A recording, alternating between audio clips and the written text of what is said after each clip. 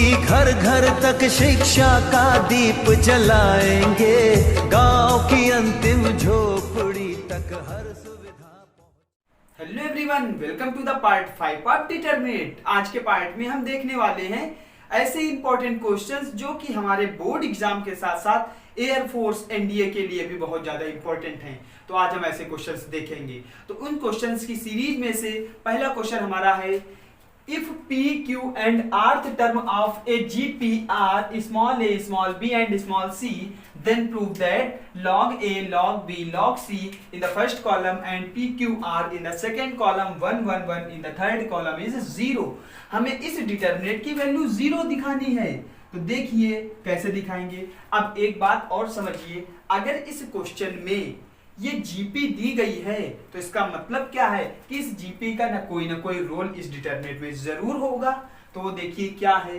अब हमसे पहले दिया गया है पीवा, क्यूवा और आरवा टर्म स्मॉल ए, स्मॉल बी और स्मॉल सी है। तो सबसे पहले हम इस डिटरमिनेंट के लिए एबीसी की वैल्यू निकाल लेते हैं। तो देखिए जीपी है तो लिखेंगे let first term of this GP, या फिर हम यहां पे लिख सकते हैं given GP, this GP are capital A and common ratio is capital R. अब देखिए यहां पे हमने कैपिटल आर और कैपिटल ए क्यों माना है, क्योंकि स्मॉल आर और स्मॉल ए हमारा डिटरमिनेंट में प्रेजेंट है। तो अगर हम स्मॉल आर और स्मॉल ए लेंगे तो वो एक दूसरे पे ओवरलैप कर जाएंगे, इसलिए हमने डिफरेंट माना है। तो अब देखिए वी नो दैट, हम जानते हैं nth term of an GP, nth term of a GP, किसी भी जीपी का nth टर्म tn क्या होता है, ए आर की पावर n माइनस 1 क्या होता है, ए आर की पावर n माइनस 1, ये हमारा nth टर्म होता है। अब इसके बाद की बात कर लें, ये तो हमारा nth टर्म हो गया, लेकिन हमें क्या करना है, पीवा, क्यूवा और आरवा टर्म निकालना है। तो देखिए अब हम लिखेंगे पी टीपी, टीपी का मतलब पीवा टर्म, टीपी क्या हो जाएगा ए, तो कैपिटल ए फर्स्ट टर्म यहाँ पे आएगा, कैपिटल आर की पावर पी माइनस 1, तो टीपी इक्वल टू क्या आएगा, कैपिटल ए आर की पावर पी माइनस 1। तो यहाँ पे टीपी को हम क्या लिख सकते हैं, पीवा टर्म हमारा ए है तो हो जाएगा ए आर की power P minus 1 is equal to a, equation क्या हो गई फर्स्ट, ए आर की power P minus 1 is equal to क्या हो गया ए, इक्वेशन हो गई फर्स्ट। अब देखिए इसी तरीके से हम क्यू ए टर्म को क्या लिखेंगे, ए आर की पावर क्यू माइनस 1 और इसकी वैल्यू कितनी है बी, तो इज इक्वल टू हो गया बी। अब बात करते हैं आरवे टर्म की, तो ए आर की power small r minus 1 is equal to c, equation number हो गई थर्ड। अब एक बात और समझिए, हमें एबीसी की वैल्यू पता चल गई, लेकिन डिटरमिनेंट में लॉग ए, लॉग बी, लॉग सी है। क्यों, क्योंकि डिटरमिनेंट में लॉग है तो पहले इस लॉग को ही रिमूव करेंगे, जब लॉग को हटाएंगे तभी तो आगे हम वर्किंग कर सकते हैं। तो हमने लॉग को हटाने के लिए लॉग की वैल्यूज पता करनी शुरू करेंगे। तो लॉग की वैल्यूज के लिए अगर दोनों ओर लॉग ले लें तो लॉग ए की वैल्यू मिल जाएगी। तो लिखेंगे taking log in equation first on both side, equation first में दोनों ओर लॉग ले लें तो हो जाएगा लॉग ए आर की power P minus 1 is equal to log small a. अब देखिए अगर इसको हम मान ले अलग और इसको अलग मान लें तो log x log y into में लिखा है, तो log x into log y is equal to log x plus log y। तो हम लिख सकते हैं log a plus log r की power p minus 1 is equal to log a, तो log a plus p minus 1 log r is equal to log small a। ये हमारी value हो गई इसकी, लॉग स्मॉल a की। तो ये देखिए लॉग स्मॉल a की वैल्यू आ गई, log a capital A plus p minus 1 log r। अब देखिए सिमिलरली, अब ध्यान से देखिए जब पीवे टर्म की बात कर रहे थे तो p-1 आया है और यहाँ log a आया है, तो हम डायरेक्ट लिख सकते हैं log b is equal to log capital A plus b किससे बना हुआ है, क्यूवे टर्म से, तो q-1 log कैपिटल R, और log c की वैल्यू लिख सकते हैं क्या, log capital A plus r-1 log capital R। तो ये देखिए log A, log B, log C तीनों की वैल्यू निकाल लिया। अब देखिए ये जो हमारा जीपी वाला वर्क था वो यहाँ से खत्म हो गया, कि हमें जीपी से यही इंफॉर्मेशन मिलनी थी कि log A, log B, log C की वैल्यू निकालना था। अब हम ये log A, log B, log C की वैल्यू इस डिटरमिनेंट में पुट करेंगे, तो हम लिखेंगे क्या, put the values of log A, log B, log C in the given determinant. अब देखिए इस डिटरमिनेंट में log A, log B और log C की वैल्यू पुट अप करेंगे, तो देखिए पुट करते हैं, तो यहाँ लिखा है log A, तो log A के प्लेस पर क्या आएगा, log capital A plus p-1 log capital R, यहाँ पे log capital A plus q-1 log capital R, log capital A plus r-1 log capital R। ये देखिए हमने log A, log B, log C की value put कर दिया। अब आगे देखते हैं, P यहाँ पे है लिखा रहने देंगे, Q यहाँ पे है लिखा रहने देंगे, R यहाँ पे है लिखा रहने देंगे, बाकी 1 1 1 कर लेंगे। ये हो गया हमारा। अब इसके बाद देखिए हमें p-1 log R दिख रहा है, तो देखिए यहाँ पे क्या लिखेंगे, p-1 log R का मतलब क्या हुआ, ये हमारा क्या है, कॉलम सेकेंड, ये क्या है, कॉलम थर्ड, तो हम लिखेंगे क्या, C2 में लिखेंगे C2 minus C3 bracket close log R, क्या लिखेंगे, C2 minus C3 bracket close log R, तो क्या बनेगा, p-1 into log R, q-1 into log R, r-1 into log R। तो ये हम यहाँ पे लिखेंगे। देखिए इस स्टेप को हम क्या करते हैं, C2 माइनस C3, तो यहाँ पे देखिए log A plus p-1 log R, यहां पे क्या आएगा, log capital A plus q-1 log capital R, log capital A plus r-1 log capital R, और यहां से देखिए क्या हो जाएगा, p-1 C2 माइनस C3, इसमें log R का मल्टीप्लाई कर देंगे, तो p-1 log R, यहां से q-1 log R, यहां से r-1 log R। अब बाकी देखिए 1 1 1 हमने C2 में C3 में लिख दिया, ये हमारी डिटरमिनेंट बन गई। अब देखिए नेक्स्ट स्टेप क्या है, अब अगर ये जो हमारा C1 है, C1 से C2 माइनस कर दें, तो p-1 log R से p-1 log R कैंसिल हो जाएगा, q-1 log R से q-1 log R कैंसिल हो जाएगा, r-1 log R से r-1 log R कैंसिल हो जाएगा। तो हम क्या लिखेंगे, C1 में इनपुट देंगे क्या, C1 माइनस C2, तो देखिए ध्यान से, जब C1 माइनस C2 करेंगे तो ये हमारा कैंसिल हो जाएगा, तो बचेगा log A, यहाँ से भी log A, यहाँ से भी log A।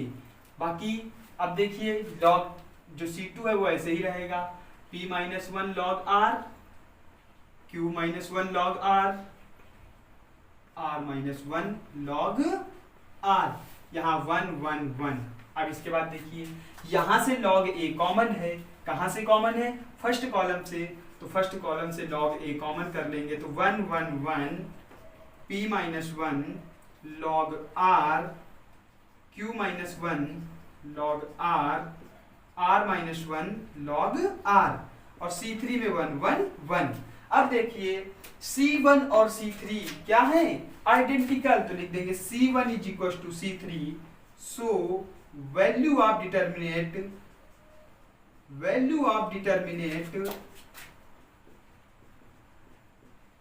Is 0, value of determinant क्या हो गई, 0, तो हमारी वैल्यू डिटरमिनेंट की हो गई 0। तो ओवरऑल रिजल्ट हमें मिला log A into 0 is equal to क्या हो गया, 0। तो ये हमारा प्रूफ हो गया, या हम ये बोले वेरीफाइड हो गया। तो ये क्वेश्चन नंबर हमारा फर्स्ट था। तो question number first important question था और इसको हम शॉर्ट में भी थोड़ा कर सकते थे, मतलब ये स्टेप अगर ना लिखना चाहो तो भी कर सकते हैं। क्या करेंगे, यही से हम डायरेक्ट लिख दें C1 माइनस, अगर हमें शॉर्ट में करना है उसके लिए मैं बता रहा हूं, ध्यान से देखिए, इसी में लिख देंगे C1 माइनस, C1 में लिखेंगे C1 minus C2 minus C3 log R। अगर हम ये ऑपरेशन यहाँ पे लगा दें कि C1 माइनस, मतलब ये जो C2 minus C3 log R की जो भी वैल्यू आई है वो C1 से सब्ट्रैक्ट करेंगे, तो C1 से सब्ट्रैक्ट करने का मतलब क्या हुआ, फिर ये स्टेप यहीं पर कैंसिल हो जाती। मतलब अगर ये ऑपरेशन हम लगाते तो इस स्टेप के बाद ये ऑपरेशन लगाते और उसके बाद जस्ट ये स्टेप हम लिख सकते थे, और यहाँ P-1 log R, Q-1 log R, R-1 log R लिखने की कोई जरूरत ना होती, यहाँ सीधे PQR लिखा रहता। लेकिन ये अगर मैं डायरेक्ट बताता तो हो सकता है कुछ बच्चों को कोई प्रॉब्लम हो जाती, इसलिए मैंने इसको क्या बताया, थोड़ा सा एक्सपेंड करके बताया। बाकी आप लोग कोई भी तरीका अप्लाई कर सकते हैं। तो बात करते हैं क्वेश्चन नंबर सेकंड की। क्वेश्चन नंबर सेकंड ये है a square plus 1 ab ac ab b square plus 1 bc ac bc c square plus 1 is equal to 1 plus a square plus b square plus c square, हमारा ये question है। अब देखिए इसमें हमें 1 plus a square plus b square plus c square लाना है। देखिए कैसे आता है, ये भी लॉजिकल क्वेश्चन है, इसमें हमें थोड़ा सा माइंड लगाना है एक्स्ट्रा, तो वो देखते हैं कैसे आता है। जैसे यहाँ पे लिखा है ए बी बी स्क्वायर, पहले तो मैं ये पूरी determinant as it is note कर रहा हूँ, a c b c c square plus 1। अब देखिए कुछ ऐसा करना है कि हमें a square b square C square ये सारी चीजें मिलने भी लगे। तो देखिए यहाँ से ए स्क्वायर प्लस 1 है, अगर यहाँ बी स्क्वायर और मिल जाए और यहाँ सी स्क्वायर और मिल जाए तो हम क्या कह सकते हैं कि A square plus 1 plus B square plus C square. तो यहाँ बी स्क्वायर होने के लिए बी का मल्टीप्लाई करना है, यहाँ सी स्क्वायर होने के लिए सी का मल्टीप्लाई करना है। तो हम करेंगे क्या, देखिए C1 में लिखेंगे कितने का मल्टीप्लाई करना है, a का, तो a C1, और C2 में लिखेंगे b C2, और C3 में लिखेंगे c C3। मतलब क्या हुआ, हम ये कह सकते हैं कॉलम फर्स्ट में a का मल्टीप्लाई, कॉलम सेकंड में b का मल्टीप्लाई, कॉलम थर्ड में c का मल्टीप्लाई करना है। तो अब देखिए मल्टीप्लाई करना है तो डिवाइड भी करना पड़ेगा, तो हम बाहर लिख देते हैं 1/ABC, मतलब डिवाइड कर रहे हैं क्योंकि मल्टीप्लाई अंदर करना है। यहाँ देखिए कॉलम फर्स्ट में करेंगे तो a into a square plus 1, यहाँ से a स्क्वायर b, यहाँ से a स्क्वायर c। क्लियर हो गया। अब देखिए यहाँ से क्या आएगा, a इंटू बी, तो ए बी स्क्वायर, यहाँ से b into b square plus 1, यहाँ से बी स्क्वायर सी, क्योंकि b इंटू बी होगा, यहाँ से ए सी स्क्वायर, यहाँ से बी सी स्क्वायर, यहाँ से c into c square plus 1, ये हमारा हो गया। अब देखिए ध्यान से, ये जो हमारा फर्स्ट रो है, फर्स्ट रो से A square plus 1 plus B square plus C square तो मिल रहा है, लेकिन प्रॉब्लम ये क्रिएट हो रही है कि यहाँ पर तीनों में a है, तो हम क्यों ना a कॉमन निकाल लें। सेम वही प्रोसेस है, यहाँ से b कॉमन निकाल लें और R3 से क्या कॉमन निकाल लें, c। तो जब हम कॉमन निकालेंगे तो देखिए वो वैल्यू हमारी बाहर मल्टीप्लाई में बनेगी।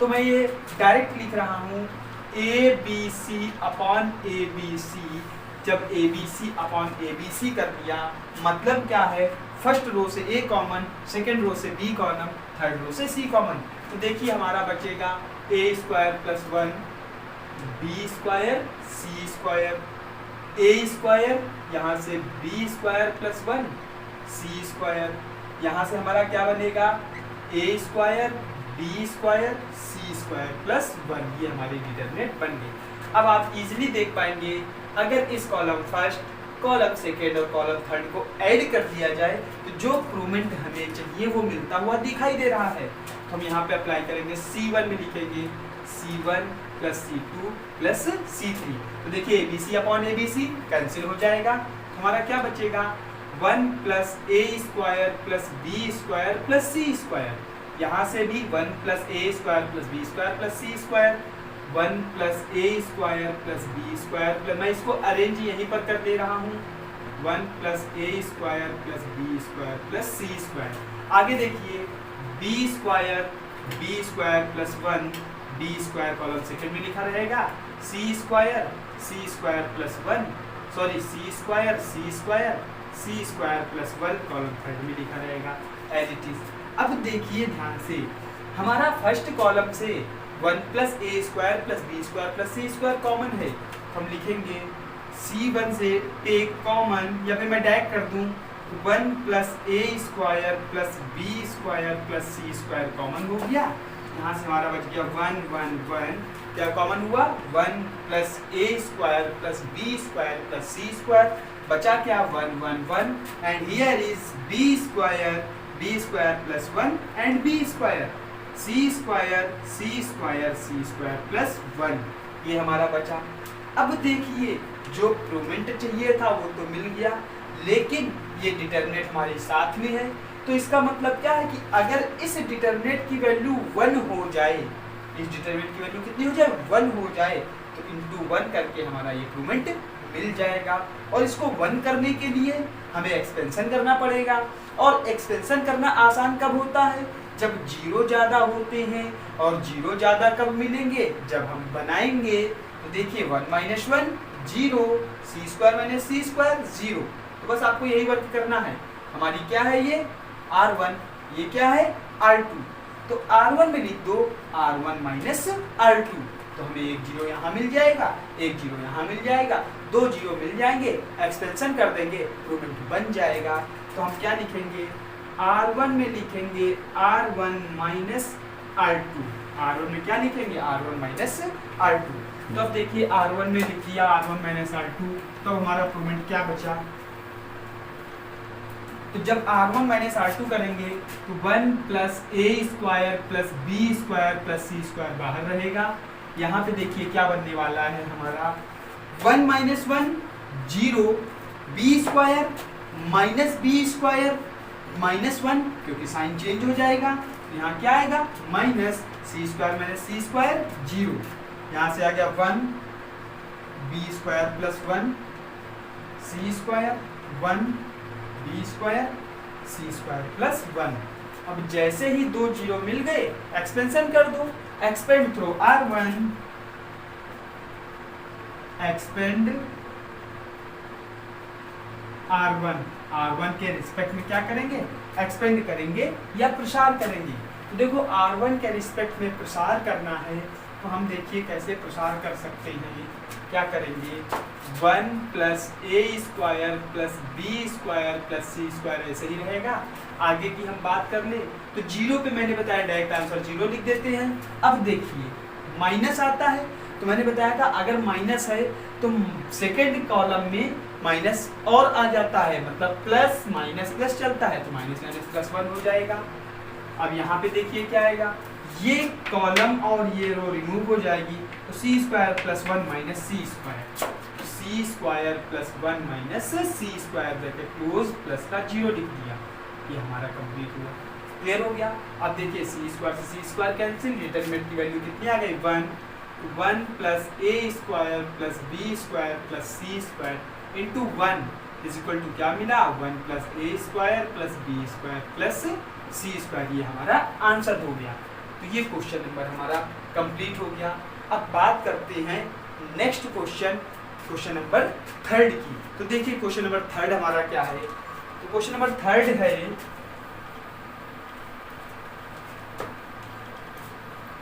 हमारा क्वेश्चन नंबर 3। तो आज के जितने भी क्वेश्चन हैं सारे बहुत ही इंपॉर्टेंट हैं। तो हमारा क्वेश्चन नंबर 3 क्या रहा, ये लिखा x plus 1 x plus 2 x plus a comma x plus 2 x plus 3 x plus b x plus 3 x plus 4 x प्लस c इज इक्वल टू 0। हमें ये 0 दिया है, कह रहा then proof that a, b, c are in AP। प्रूफ करो कि ए बी सी समांतर श्रेणी में हैं, एपी में हैं। मतलब क्या हुआ, अभी हमें इसके पहले वाले क्वेश्चन में जो हमने सबसे फर्स्ट क्वेश्चन किया था उसमें डिटरमिनेंट 0 लानी थी, यहाँ डिटरमिनेंट 0 गिवन है, हमें प्रूफ करना है कि ए बी सी एपी में हैं, जबकि इसकी वैल्यू 0 गिवन है। तो देखते हैं, ये मैंने लिखा x + 1, x + 2, x + a, यहाँ से x + 2, x + 3, x + b, x + 3, x + 4, x + c। देखिए हमें ओवरऑल ए बी सी बचाना है, मतलब भाई ए बी सी एपी में लाना है तो ओवरऑल ए बी सी ही बचाना है। और अगर ए बी सी बचाना है तो हमें क्या करना होगा, इसके x को कैंसिल करना होगा कहीं से, और कैंसिल कब होगा, जब हम प्रोसेस करेंगे। क्या करेंगे, x माइनस कर देते हैं, r1 में लिख देते हैं r1 माइनस r2, और r2 में लिख देते हैं r2 माइनस r3। देखिए फायदा क्या होगा, कुछ x हमारे कम होंगे या डिलीट हो जाएंगे या कट जाएंगे। जो वर्ड आप यूज करना चाहो यूज कर सकते हो, इसमें कोई प्रॉब्लम वाली बात नहीं है। तो बाकी बात करते हैं, देखिए x + 1 माइनस r2 से करना है तो x + 1 माइनस x माइनस 2, तो देखिए x से x cancel, 1 minus 2 it gives -1, यहाँ -1 आ गया।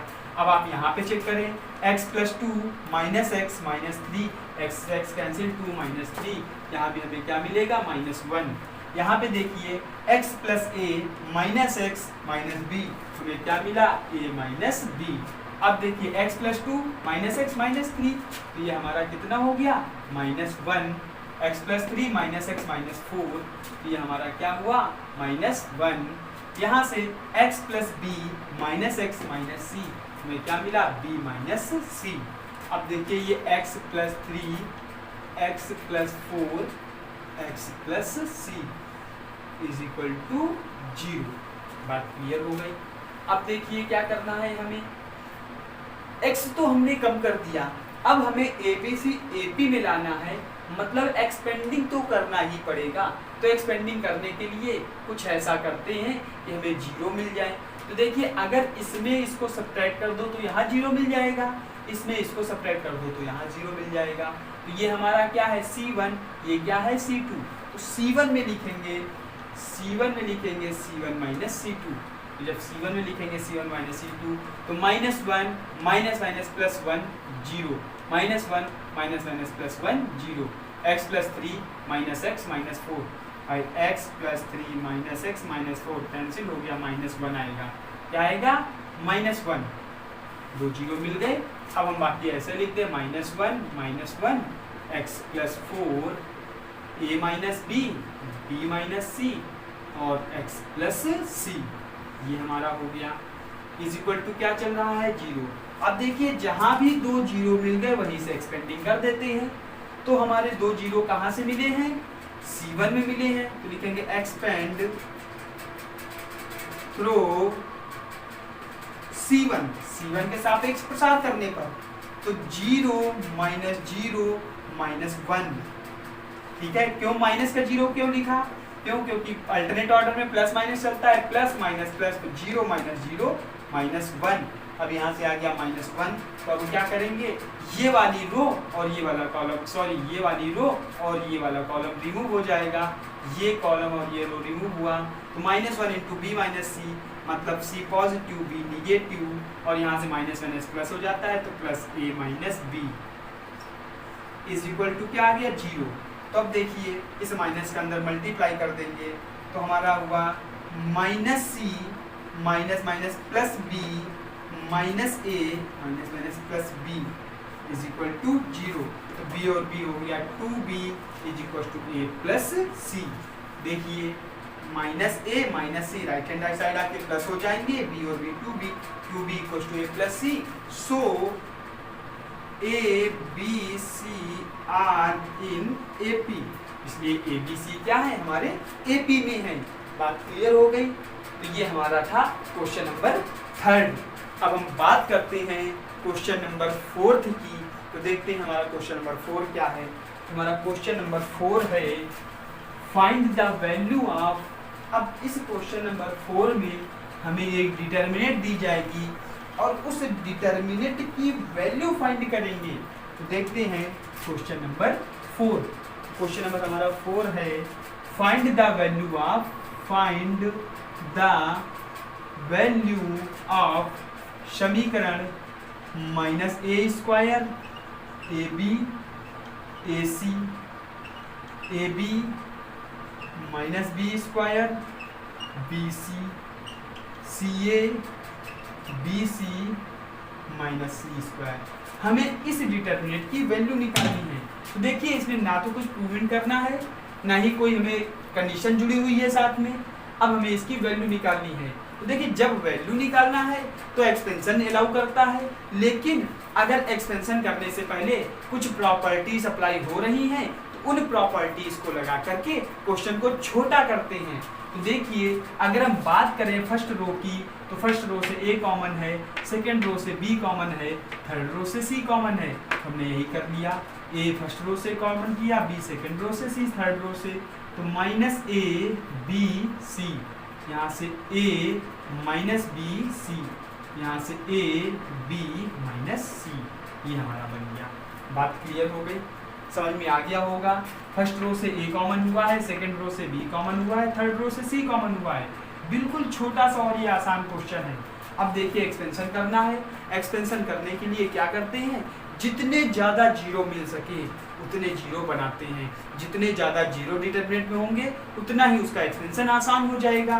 तो देखिए हम लिख देंगे R1 में R1 प्लस R2। क्यों? क्योंकि ये दोनों जुड़ के जीरो हो जाएंगे, ये दोनों जुड़ के जीरो हो जाएंगे। तो देखिए ए बी सी हमारा यही रहेगा। डिटरमिनेंट देख के minus A plus A zero, minus B plus B zero, C और सी 2c, यहाँ से A minus B C, A B minus C. अब ये हमारा क्या है, फर्स्ट रो है। फर्स्ट रो में दो जीरो मिल गए, एक्सपेंड कर देते हैं। एक्सपेंड थ्रू R1 से एक्सपेंड कर दो तो ए बी सी ऐसे ही रहेगा। Zero minus zero plus 2c। मैंने क्या बताया है कि डिटरमिनेंट में जहाँ जीरो मिल गया एक्सपेंस करते समय उसका आंसर ही जीरो हो जाएगा। ये कॉलम और ये रो रिमूव हो जाएगी। तो a B minus minus plus हो जाएगा ए बी। तो हमारा क्या बचा, a b c multiplied by, देखिए यहाँ पे 2c, ये तो जीरो हो गए, 2c इंटू 2ab। तो ओवरऑल आंसर क्या आ गया, देखिए 4 a into a square, b into b square, c into c square. तो ये हमारा आंसर हो गया। इसमें हमें प्रूफ नहीं करना था, इसमें आंसर निकालना था। फिर क्वेश्चन नंबर 4 है। अब बात करते हैं क्वेश्चन नंबर 5 की, जो कि आज का हमारा लास्ट क्वेश्चन भी होगा। तो देखते हैं क्वेश्चन नंबर 5। तो देखिए हमारा क्वेश्चन क्या है। क्वेश्चन है √13 प्लस √3 2 √5 √5 √15 प्लस √26 5 √10 3 प्लस √65 √15 एंड 5। हमें इसकी वैल्यू निकालनी है। तो देखिए इस डिटरमिनेंट की वैल्यू निकालने के लिए हमें क्या करना पड़ेगा, एक्सपेंशन करना पड़ेगा।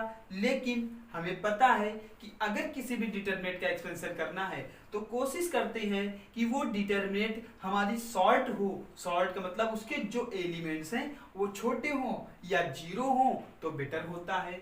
तो हम क्या करेंगे, पहले इस डिटरमिनेंट में कुछ प्रॉपर्टीज अप्लाई करके चेक करेंगे, देखेंगे कि क्या ये जीरो बन सकता है या क्या इसमें कुछ सिमिलर टर्म्स बन सकते हैं। तो देखिए सबसे पहले तो हम देख रहे हैं डिटरमिनेंट में √13 है, √26 है, √65 है। तो अगर हम इनको एक साथ लिखें, एक ऑर्डर में लिखें, तो यहाँ से 13 कॉमन हो सकता है, √3 √15 3। अगर इनको हम एक साथ लिखें, एक ऑर्डर में लिखें, तो √3 कॉमन हो सकता है। देखिए हम क्या लिखेंगे, सबसे पहले √13 प्लस √3 ऐसे ही लिखा रहेंगे। इसको लिख देंगे √26 प्लस √15, इसको लिख देंगे √65 प्लस 3। अब देखिए 2 √5 5 √15 √5 √10 5। अब देखिए हमने एक प्रॉपर्टी पढ़ रखी है, क्या है, उस प्रॉपर्टी का यूज आने वाला है। किसी भी डिटरमिनेंट का कोई भी रो या कोई भी कॉलम दो एलिमेंट्स का सम हो तो उस डिटरमिनेंट को सेम ऑर्डर की दो डिटरमिनेंट में ब्रेक किया जा सकता है। ये हमारा क्या था, प्रॉपर्टी थी। तो इस प्रॉपर्टी को यहाँ पे अप्लाई करेंगे।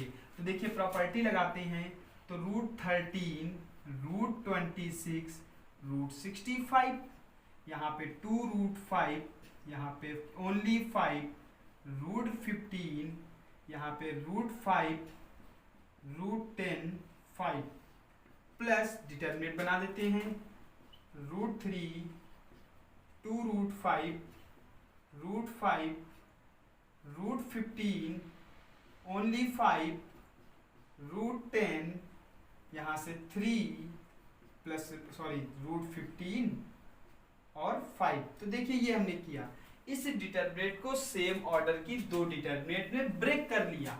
अब देखिए यहाँ से डिटरमिनेंट आसान होती दिखेगी। क्या है, अगर आप फर्स्ट डिटरमिनेंट में देखो तो फर्स्ट कॉलम से √13 कॉमन है, √13 कॉमन है। सेकेंड कॉलम की बात करें तो √5 कॉमन है, थर्ड कॉलम की बात करें √5 कॉमन है।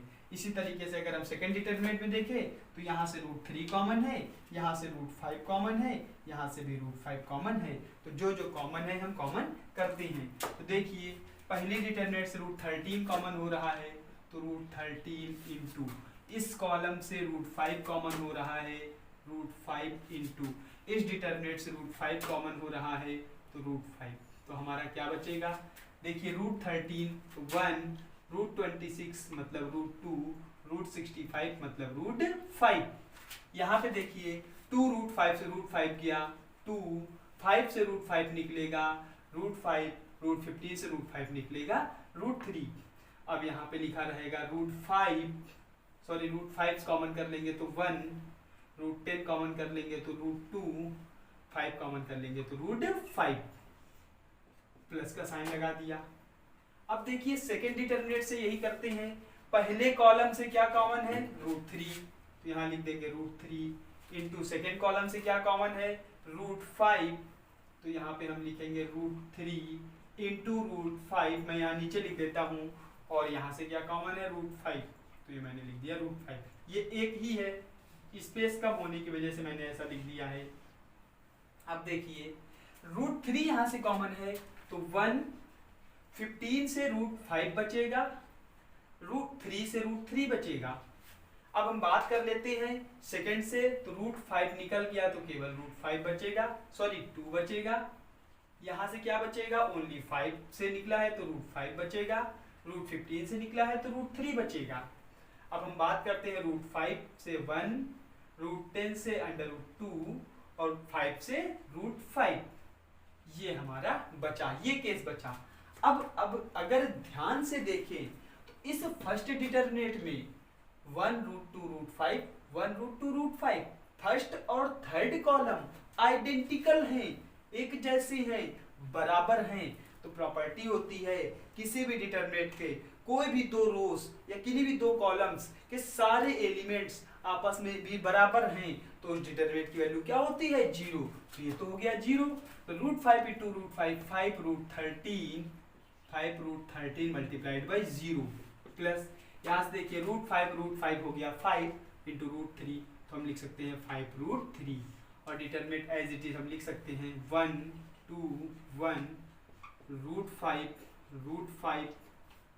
√2 यहाँ से √3 एंड √5। अब देखिए ये तो हो गया 0। अब इसका एक्सपेंशन करने के लिए हम थोड़ा सा छोटा और कर सकते हैं। अगर इस कॉलम में ये कॉलम सब्ट्रैक्ट करें तो यहाँ 0 यहाँ 0 मिल गया, आसान हो गया। तो हम क्या लिखेंगे, C1 में लिखेंगे C1 माइनस C2।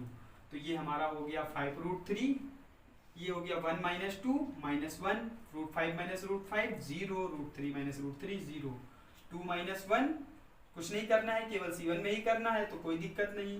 √5 √3 यहाँ से 1 √2 √5। अब देखिए आगे क्या करना है। C1 में हम देख रहे हैं कि -1 है, मतलब एक है और बाकी दो 0 हैं। तो जहां 0 कम जहां 0 ज्यादा होते हैं वहीं से एक्सपेंड कर देते हैं। तो लिखेंगे एक्सपेंड थ्रो, ये क्या है हमारा C1 कॉलम फर्स्ट, C1 से हमने एक्सपेंड कर दिया।